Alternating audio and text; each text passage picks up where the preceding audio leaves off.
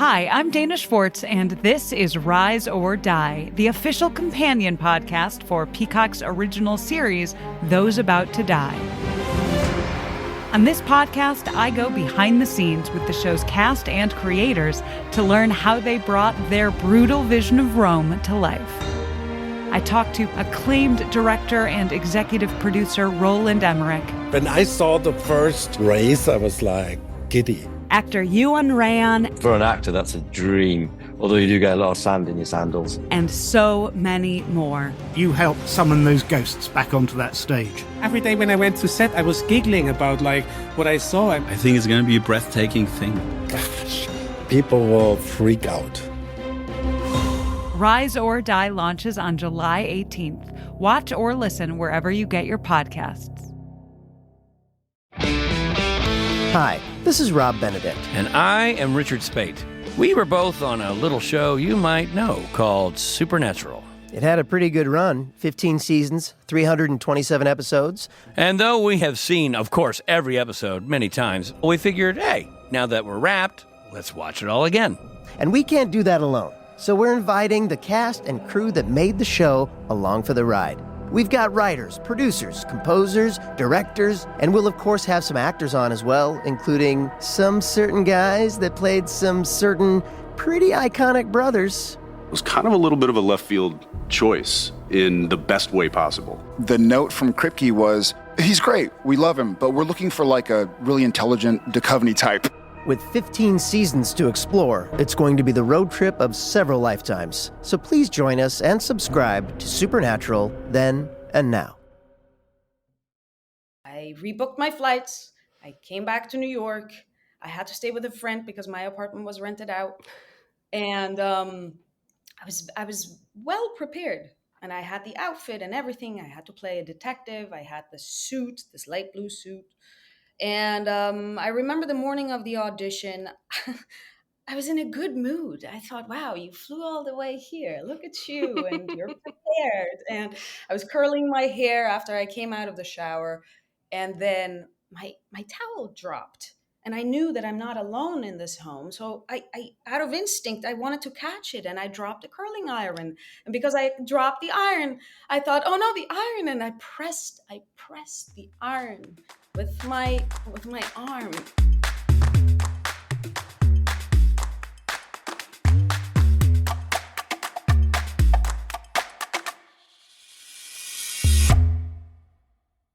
Hello world, and welcome back to another episode of Thanks for Coming In. I'm your host, Jillian Clare. If this is your first time tuning in, this is the show where I speak to fellow actors about their journey and I make them share some bad audition stories.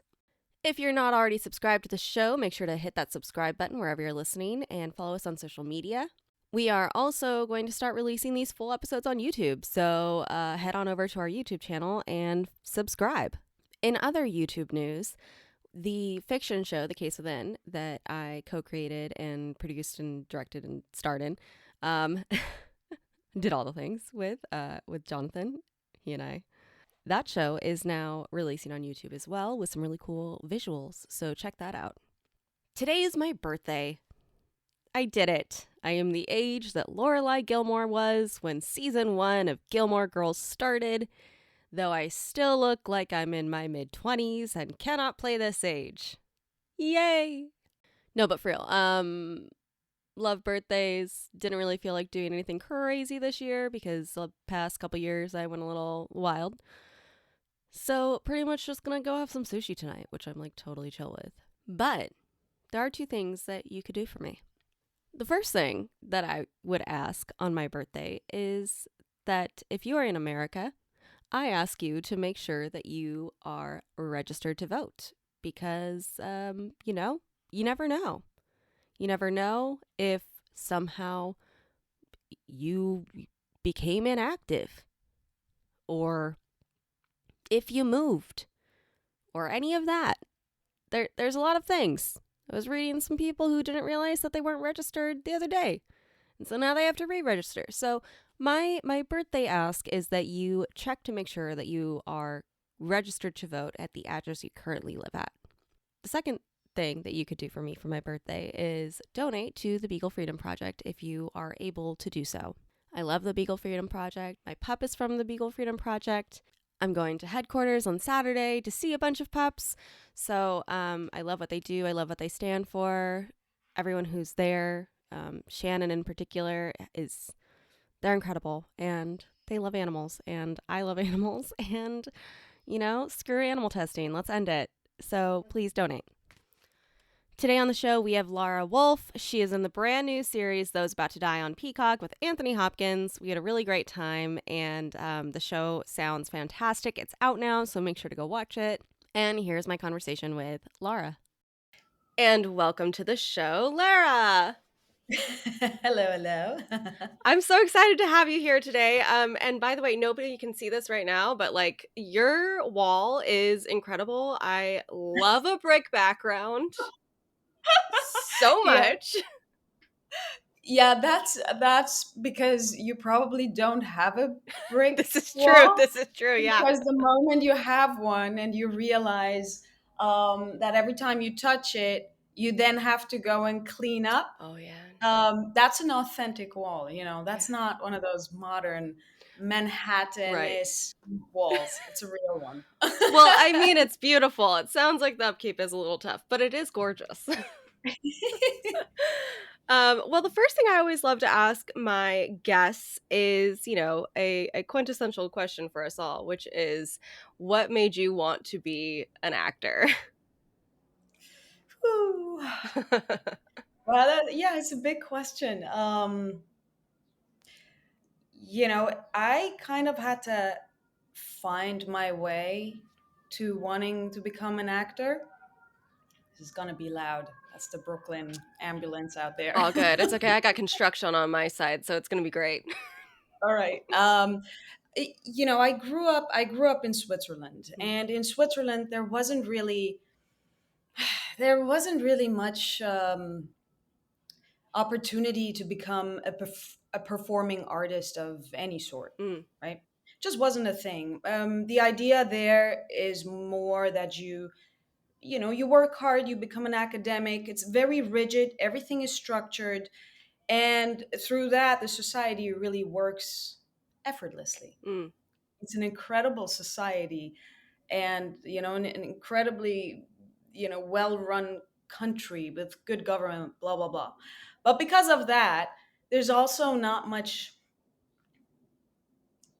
need to create art, right? Because art really comes from places that are more oppressed or that have struggles and conflict. And so I never really had anyone in my environment who did music or not film or theater, not at all, as a profession, maybe as a hobby. And then, as I was a teenager and went through my traumas and felt that I needed to find some sort of an outlet, something that could, I don't know, allow me to handle life and copy with life. Realized I don't have anything. And it was really difficult because at the same time, I was trying to be good in school and I had to do all these exams and became very self-destructive. Very self-destructive. And, no one really knew what I needed until when I was about 16, 17. I decided to take vocal classes, jazz singing lessons, right? I didn't know what jazz was. I had no idea. But funny enough, my teacher, she's American. She's from St. Louis. For some reason, she's in Switzerland teaching jazz, right? Love I it. couldn't have met like a better person, really. And at the time, I was studying psychology. I wanted to become a psychologist, right? That's what made most sense in my in my case.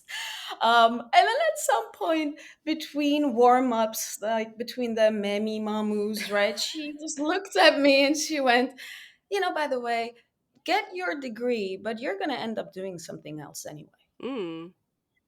That was really interesting to me because, she was the only person I knew who was teaching singing for a living, and I had these very bad self-destructive tendencies.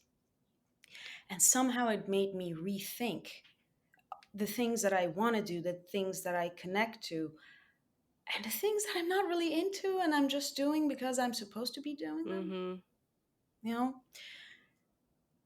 And I remembered as a kid, I did plays, in school. Yeah. And I remembered how much joy it gave me and how much it allowed me to express, because I was such a shy and very introverted kid. And the stage was the only place that allowed me to express. Mm. And so somehow I decided, I started watching a lot of films, a lot of independent things that you would not see on television. And ultimately, somehow, I came to the conclusion that this is it. I'm going to be an actor. Wow. And so I got my degree. I still had to finish my degree. Otherwise, my Persian mom, who put a lot of effort into me, Should be very mad. yes. And then that was it. I saved up money during like the course of 3-4 years, and then moved to New York and went to an acting school. Wow.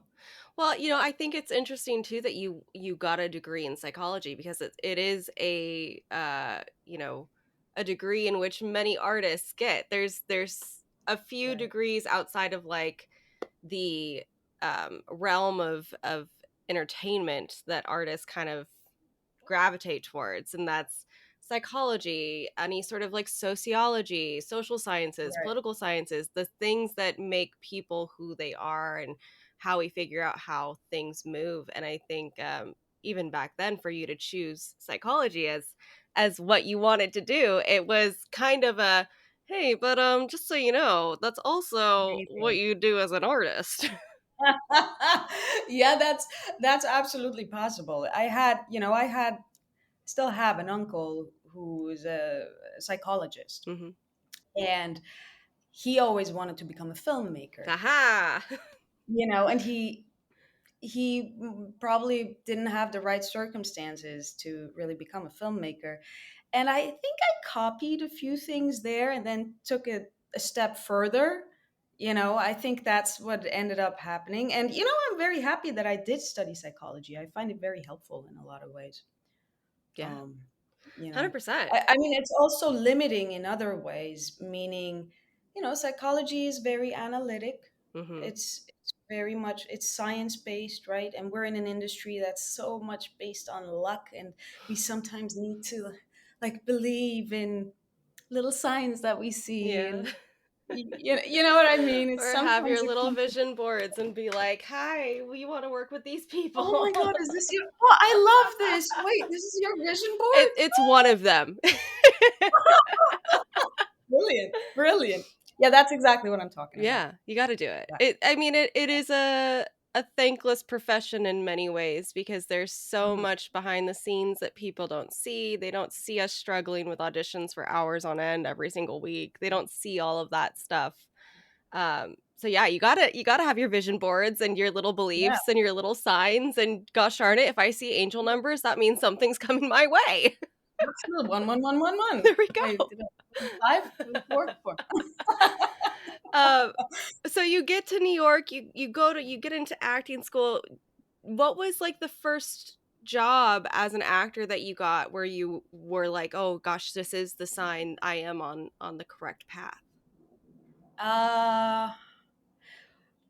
Well, I think it was the very first tiny little guest star I booked in a show called Believe. Was there for 1 season. And I played Shore Ardashlu's backflash. Backflash. Is that a word? Flashback. But also, Backflash? I love her. Backflash, I like She that is word. the best actress, and her voice, like every time she comes on screen, I'm just obsessed with her. She has the most incredible voice, doesn't she? Incredible. I love her so much. And what I find so interesting too is I think she didn't she didn't become so popular and famous because of her voice. It was as an actress first, and then people started realizing, wow, she has this incredible voice. Yeah. I don't know if you watched Damsel, just on Netflix right now. I don't think I've seen it yet. Is she in it? Only her voice. And she's incredible. Oh my God, I'll need to watch. She's incredible. So yeah, so that was a big compliment for me, starting off as an actor, being completely fresh in this industry and not knowing anything. Because one of my favorite films was A House of Sand and Fog. Yes. It's, I think, one of the most depressing movies that the industry has ever created. It's very possible, yeah. But for some reason I used to love these movies, and that's how I knew her, and she was a big part of why she inspired me. She inspired me to start this path. That's so cool. What an amazing first gig, to be yeah, it was fun. To be the person, one of the people that you looked up to. Absolutely. It's kind of crazy. Yeah, it is kind of crazy. And not to make this a sad story, but my grandmother had passed just, I think, 2 weeks prior to that. My Iranian grandma, and so when that, and I was so close to her too. I was so close. And when I booked this role, and it was the first role I had ever booked, I kind of saw it as a sign, to continue. Mm-hmm. I didn't know that for the next 10 years, I would be working and working and working without booking. And then things, they start to pay off. Mm-hmm. That's kind of the thing with our industry is it's the long game. It's not what can I do in the next year? How can I just get there quickly? It's the long game. And I think actors who stay in it and who don't give up and continue to persist are the ones that you end up seeing the most. I mean, you're not going to be an overnight success. Nobody's an overnight success. Even Glenn Powell, who's all of a sudden huge and famous, he had tiny little one-line roles in huge movies for years, and now people know him. Right. And what I think is also interesting about that, it's not like just because other people give up, there are less people. There's still a lot of people. Plenty of people. There's plenty of us. Right? But believing in yourself and sticking to the craft and just continue to work and finding the joy in it. Mm-hmm. I think that is, I don't really believe in recipes in this business, but I think that's a tiny little recipe. It's a tiny little one. Tiny little one. We're going to take a quick commercial break and then we'll be right back.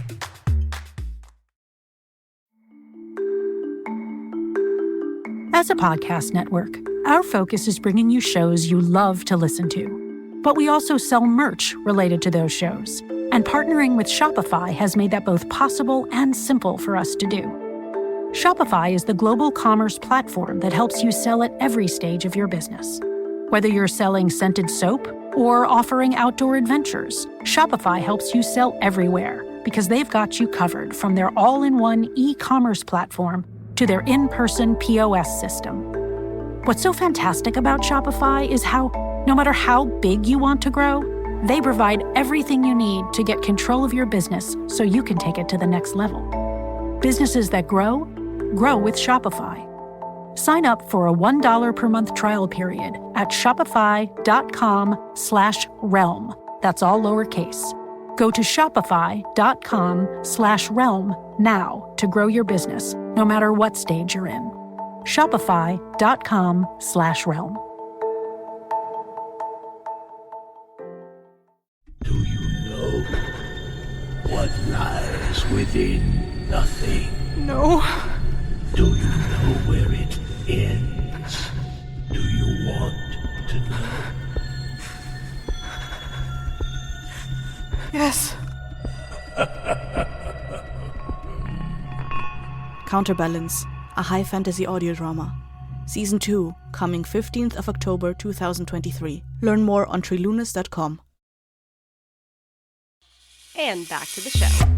Speaking of like the craft, is there any certain things that you like to do to prepare for a role when you're either auditioning or you've booked something? Do you have any little things that you're like, I have to do this every single time? Yeah, plenty of that. For me as a foreigner, one thing is the language, right? So for years, I didn't speak the way I speak 9 years ago. I sounded a little bit different. And I'm still working on accents. I'm still working on rhythm of language, on knitting words together, finding the pattern in the speech, if there is one. Most of the time, there is one. Those are the things that I work on every single time. And then other things like finding out more about the person and how they relate to you, those come more automatically at this point. But the things that I really focus on is language and rhythm. Yeah, that makes sense. And it's funny. It's something that, if I had an audition come my way, I wouldn't necessarily think about all that much. So it's interesting to hear like your perspective on it of, okay, I need to actually focus in on this. Yeah, totally. Because oftentimes, especially when the writing is good, you can tell the writer wrote it with a certain rhythm in mind. And when I receive an audition and then I only focus on, my character and don't focus on the language, it will show. Totally. So that's something that maybe in the past 3 years I've really started to work hard on that. Yeah. I mean, that's great. I find I am a semi-fast talker. So I have to continually in my brain be like, slow down, unless I'm Take a breath. getting something that's like, an Aaron Sorkin type of something or a Gilmore Girls type of something where I'm like, okay, I can let my true self out. Here we go. That's amazing though. But my brain is always like, slow it down. You are fine. Yeah. Well, we've come to the part of the show where I like to have my guests share an audition story from their past. It can be something fun. It can be the one that got away. It can be the one that broke your heart. Do you have a story that you'd like to share with the listeners? Yeah, I mean, I have plenty of stories. I have plenty. But maybe I can tell you one that is kind of it's a hilarious story, and it just taught me to take it slow. So there is something about me that's that's been consistent all my life, which is whenever I start to stress about things and I start to be impatient, normally I cause an accident. Okay. That's been there my whole life. I've caused many accidents based on just not wanting to do something or stressing something or just not having the patience. There will be an accident, and I've learned that. and I had big accidents, like things that were more heroic. Like I once hit a train with my face. Oh my God. That was probably the biggest one. Awful things I've done to myself. But this one is tied to an audition, and I still hate myself a little bit for it. No. So I was home with my parents over Christmas. This is years ago. And then, first week of January comes around. I'm still with my parents in Zurich. And then I get this audition, this series regular audition for ABC. And back then I didn't get those auditions often, so it was a huge deal for me. And I rebooked my flights. I came back to New York. I had to stay with a friend because my apartment was rented out. And I was well prepared. And I had the outfit and everything. I had to play a detective. I had the suit, this light blue suit. And I remember the morning of the audition, I was in a good mood. I thought, wow, you flew all the way here. Look at you, and you're prepared. And I was curling my hair after I came out of the shower, and then my towel dropped. And I knew that I'm not alone in this home. So I out of instinct, I wanted to catch it, and I dropped the curling iron. And because I dropped the iron, I thought, oh no, the iron. And I pressed the iron with my arm against my, am I allowed to say it, boob? Boob is allowed. Yeah, you're good. You're good. And the moment it happened, I thought, oh my God, you did it again. You did it again. You caused an accident. And I looked down and there was like, yeah. I mean, it's all fine. Everything's healed. Everything's good. Nothing bad happened. But a good part of the skin was gone. Oh my God. And so I took ice and I stuffed it in a napkin. I stuffed it in my bra because it did not occur to me that I could just skip the audition. Right. Or ask for a self-tape. No. I flew all the way Or here. even just say to them, like, hey, just so you know, this I'm in thing pain. happened.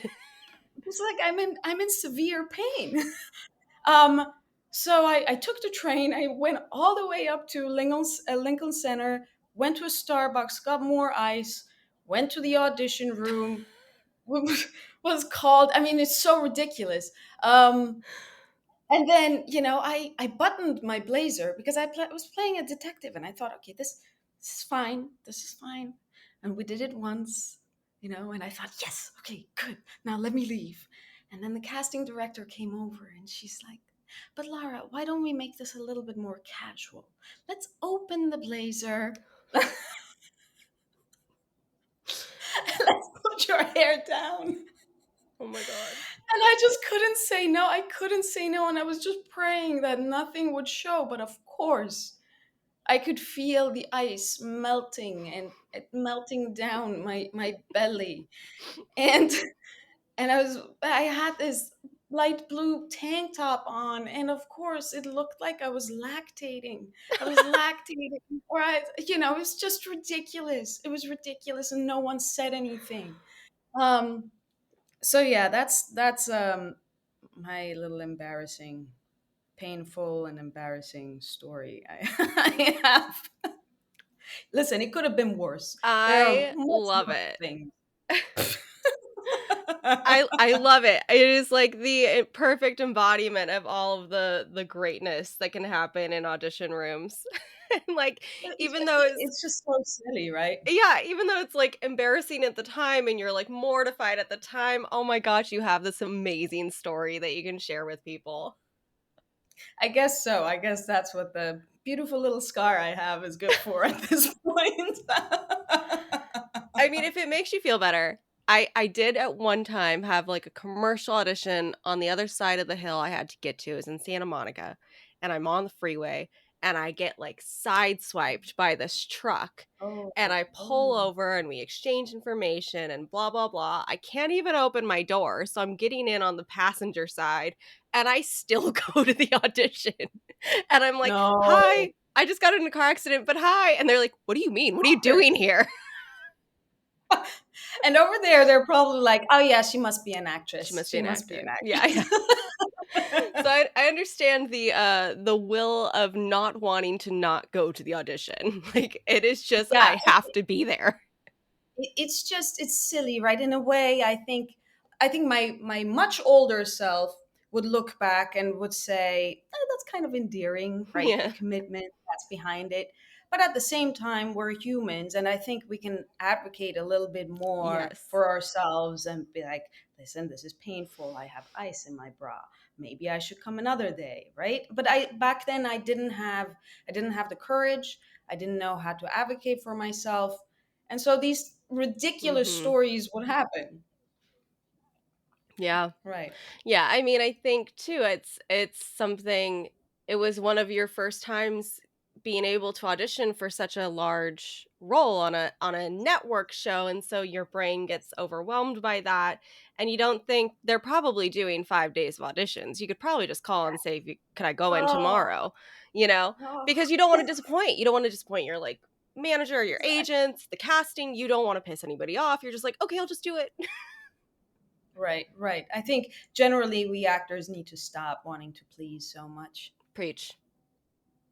right? Preach. It's we need to stop. I think we would do much better in general. I think every human would do a little better if they Mm. stopped pleasing so much. I agree. I agree. Well, I'd love to talk to you a little bit about your new show, Those About to Die, which is premiering on Peacock July 18th with Anthony Hopkins, just one of the Yeah. greatest. Tell Yes. us a little bit about the show and who you play and all that fun stuff. Sure. So yeah, this show is still an absolute dream. It's a dream come true. It's a 10 episode gladiator show, you know, Romans, gladiators, sports. It's bloody, it's violent, it's incredibly, you know, it's filled with lots of storylines that are all equally interesting. I'm playing Queen Berenice, you know, which is a huge honor still, because to portray this historic character, it was a great Yeah. experience, and to play a queen, I think it was good for me too as a person Mm. to step up a little bit, you know, make space and request for space and Mm. be a little bit more queen like. I think that was really interesting. um it you know, it's a huge show. Roland Emmerich was directing. It's his first TV debut, and you know, it was interesting for me to see how he would apply his, you know, his signature style of, you know, these epic, huge action films, these disaster films that he creates, how he would apply that to this ancient Mm. story, right? But I think he did an amazing job. He did an amazing job at, I mean, orchestrating and navigating all these pieces. We were 100 actors, hundred That's actors. so wild. It was wild, and people would come and go, and I don't even know how he remembered everyone's names. Maybe he had a I mean, cheat sheet in his like binder. maybe he did. And then you know, he also had a co-director, Marco Kreutzpeintner, who was also really amazing, and they split the episodes, and it was fun working with Marco one day and then Roland the other Mm. day, and then, you know, seeing how their styles are different, but then it worked out, Yeah. you know, after all. Yeah. It sounds so cool. I love things that are set in different time periods. I just think that it's kind of what um, filmmaking and artistry is all about to me, is being able to show things from different time period. Like, and I've never done something that's set that far back, so I Yeah, wouldn't it's know. very fun. But it's so fun to be able to explore that space and live in something that there's no way you could actually know how they felt or what they did, but you get to create it, and that's so cool. Exactly. That, and that's exactly what it is. What I find interesting as well, because, you know, it really talks to my more geeky side. Yeah, same. You know, having to go, you know, to digging through archives and Mhm. going to a library because you don't have Yeah. footage, right? So it's first of all, it's a huge honor that I would be trusted with coming up with an interpretation of Queen Berenice. Mm. But it's so much fun doing so when you have all these different outlets, um, that talk about the character and describe her, and then you get to put it together. Um, I think I also just enjoyed that there was no cell phone meaning. Yeah. I love to watch something where there are no cell phones. Mm-hmm. We're in a completely different world, and the costumes Mm. and the crown, and It's it's all very majestic. I feel like period pieces like that are the, what everybody who gets into this industry wants to be able to do, because it really is just so transformative. You're in a different place. The costumes, like you said, the costumes are just so fun. They're so amazing. It's you Yes. put something on like that and you're instantly transported. You are not Yes. even feeling like you're in 2023 or 2024. You are Yes. out of this world and into theirs. Right. And to add to that, those costumes had to all be made from scratch. Oh my gosh. Because Ridley Scott was shooting Gladiator 2. And he needed he basically took all the costumes. And so this show was left having to make everything from scratch. So every costume that you'll see, every dress was painted, handmade. And I saw where they made everything, and it was incredible. It was incredible. Wow. Yeah. That's awesome. Well, Yeah, it was really awesome. And then, we're also shooting in Rome. That's the other thing. You had the Colosseum right over there, right? And you're like, oh, wait, that's where that scene was supposed to happen. Oh my gosh, that's so cool. Yeah, so it was really, it was really a special experience. Wow. And I can't wait to see it. I'm very excited to see it. I love shows like that, so exciting. Well, it's been a pleasure talking to you. Where can people follow you on social media to keep up with all of your work and your happenings in life? I only do Instagram. I don't do anything else. So you can find me under Lara D. Wolf. Perfect. And then anything else coming down the pike that you can talk about, or is everything under wraps still? Well, I have another film that'll come out soon, or will make the festival circuit at least. Yay.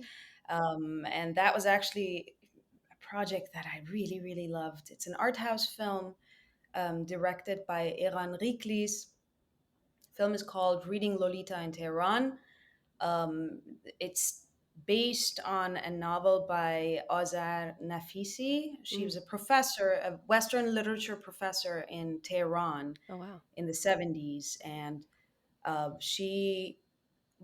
after the revolution happened in 79, she wasn't allowed to teach Western literature anymore. Oh, wow. Yeah, because everything was cut down. Yeah.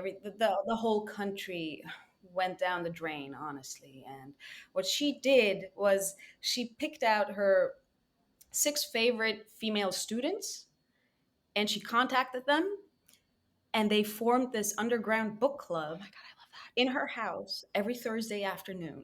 So these girls, you can see these girls and how they have to live their public life with their veils and their hijabs and hidden and blah, blah, blah. And then they come into this living room of hers, and they wear colors and they can express themselves. It's such a beautiful story. I'm so excited about it. And hopefully we can watch it soon. That sounds amazing. I'm definitely going to keep my eyes open for that because, I love that. I love that. Well, thank you again for coming by. It was so nice getting to know you and talking to you, and I'm so excited for all the cool things that you have coming. Thank you so much. Thank you so much for having me. Make sure to check out Those About to Die on Peacock, streaming now. And as always, thanks for coming in.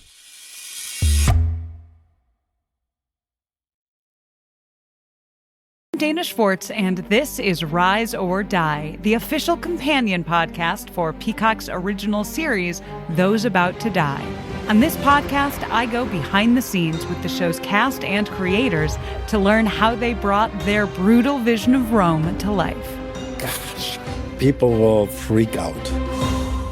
Rise or Die launches on July 18th. Watch or listen wherever you get your podcasts. Welcome to the small town of Chinook, where faith runs deep and secrets run deeper. In this new thriller, religion and crime collide when a gruesome murder rocks the isolated Montana community.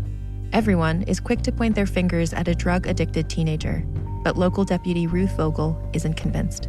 She suspects connections to a powerful religious group. Enter federal agent V.B. Laureau, who has been investigating a local church for possible criminal activity. The pair form an unlikely partnership to catch the killer, unearthing secrets that leave Ruth torn between her duty to the law, her religious convictions, and her very own family.